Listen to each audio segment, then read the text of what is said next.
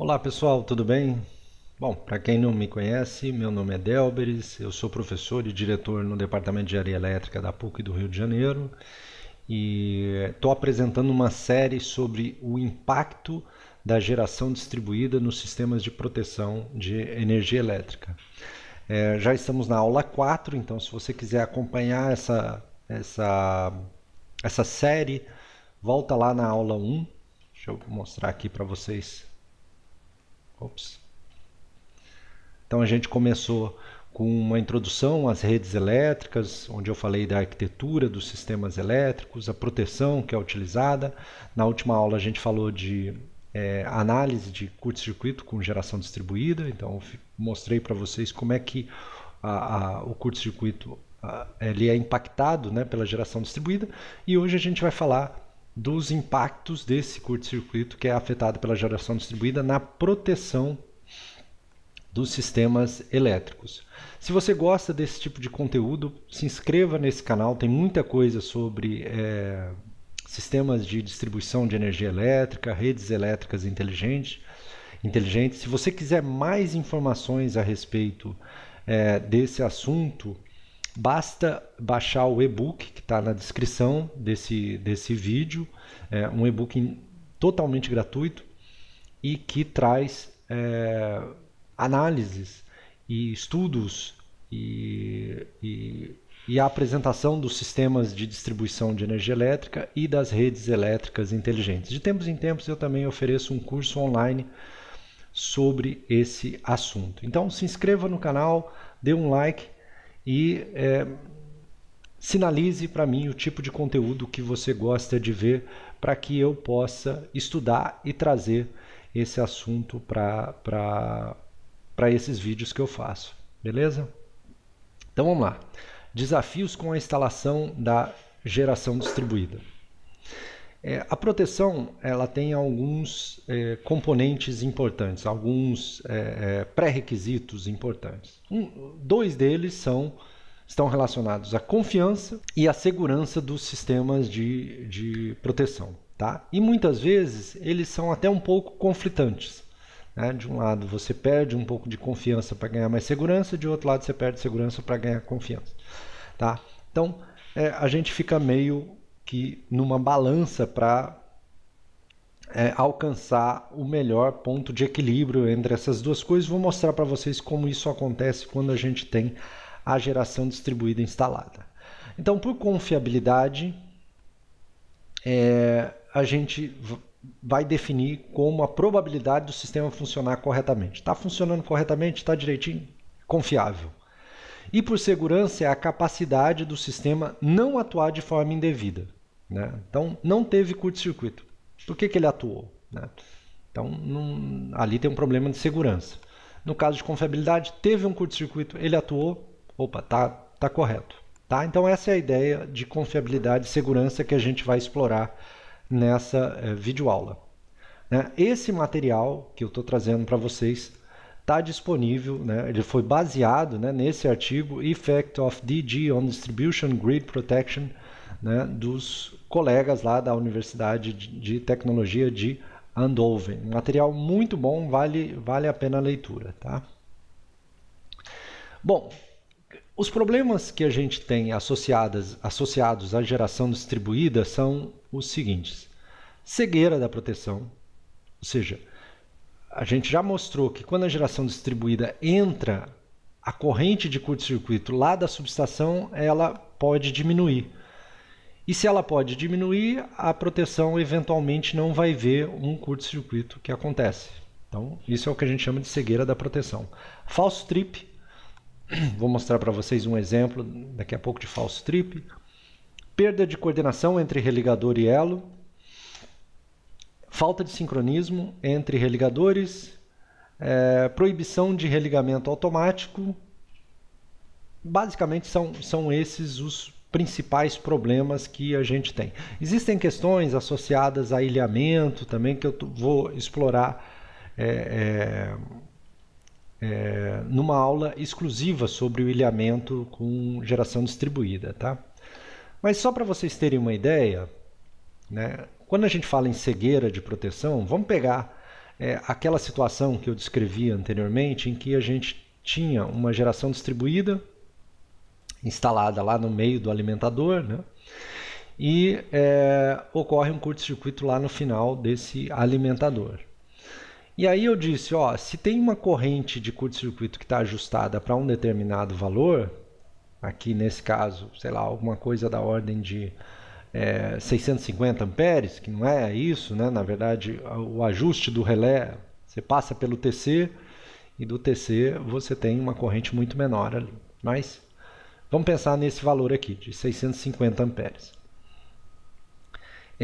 E a corrente nominal desse alimentador é da ordem de 500 amperes. Olha o que vai acontecer quando a gente tem a geração distribuída, né? Várias correntes vão estar abaixo da linha de ajuste, né, do meu relé 51 ou de sobrecorrente ou 67, né, de proteção direcional, e algumas até vão estar abaixo da corrente nominal, né? Então, para todos esses casos aqui, para toda essa área aqui, de GD com essas capacidades e com essas distâncias aqui, em relação à subestação, a gente vai ter uma cegueira da proteção, tá? Então, esse é um ponto que precisa ser endereçado. Como resolve isso, a gente vai falar depois. Por enquanto, vamos falar só dos problemas que tem, tá? Então, esse é um típico problema de confiabilidade. Não dá para confiar na proteção, porque ela não vai enxergar essa falta. O caso de falso trip, quando a proteção atua, né, de forma indevida, né? Então é o caso, por exemplo, de você ter um curto-circuito num alimentador que é alimentado por um gerador que está em outro alimentador. Então aqui eventualmente você vai ter a atuação desse relé por conta uma atuação indevida, né, desse relé por conta de um problema no outro alimentador, e você vai deixar todo mundo aqui sem energia elétrica pela atuação desse relé. Então isso deve ser evitado, mas esse é um problema típico, não é típico, mas é um problema que pode acontecer por você ter geração distribuída no seu sistema. É um problema de falso trip e um problema de segurança, né? A proteção atua quando ela não deveria atuar, quando não há nenhum problema no alimentador que ela está presente.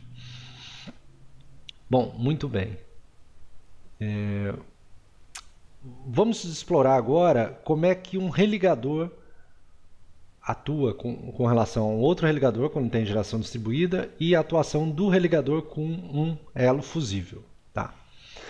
Bom, os problemas com religadores podem estar associados a baixa sensibilidade à corrente da GD, como aconteceu com o relé, né? Então você tem aqui uma geração distribuída, por exemplo, né, nesse ponto aqui, que ele chamou de fault 1, que é a falta 1, onde ocorreu o curto-circuito. E aí a corrente aqui que sensibiliza o seu religador, ela pode ficar muito baixa e não sensibilizar o religador. Esse é um problema que pode acontecer, assim como aconteceu com o relé. No caso da falta 2, que é essa aqui, aí você tem a coordenação entre os dois religadores, né, que pode estar afetada. Mas como esse religador 2 aqui, ele se submete tanto à corrente do gerador como à corrente que vem da subestação, então, sendo a corrente dele muito alta, que vai passar por ele, e tendo ele uma curva de tempo corrente, como tem o religador 1, a tendência é que ele atue mais rápido. E isso é uma vantagem, né? Isso favorece o sistema de proteção, favorece a coordenação do sistema de proteção. Então isso não é nenhum problema, tá? Isso favorece a coordenação. Já no caso do religador com elo, que é essa figura aqui, aqui você tem um religador, a geração distribuída e o elo fusível aqui, né? O que está acontecendo aí? O elo fusível ele tende a receber, passar por ele uma corrente maior do que a corrente que vem lá da subestação. E aí a gente cai em algumas situações que podem comprometer o funcionamento adequado desse sistema. Como é que é o funcionamento adequado desse sistema? Ora, Se a gente pegar a curva aqui do fusível, que é essa curva em verde aqui, ó, essa curva em verde, o que se espera dela com relação ao religador? Se espera que ela esteja por cima da curva do religador, como acontece aqui, ó, toda essa área aqui, né? A curva do religador é essa, vermelha. Então, espera-se que ela esteja por cima da curva rápida do religador, da curva rápida, e espera que ela esteja por baixo da curva lenta. Então, toda essa área aqui, ó, isso acontece. A curva lenta é essa em azul, então o elo está por baixo dela, nessa área, e a curva rápida do religador é a vermelha, a curva do religador está por baixo da curva do elo. Só que quando ocorre curto-circuito com a geração distribuída, o que pode acontecer? Pode acontecer que a corrente aqui passando pelo elo, ela pode aumentar muito.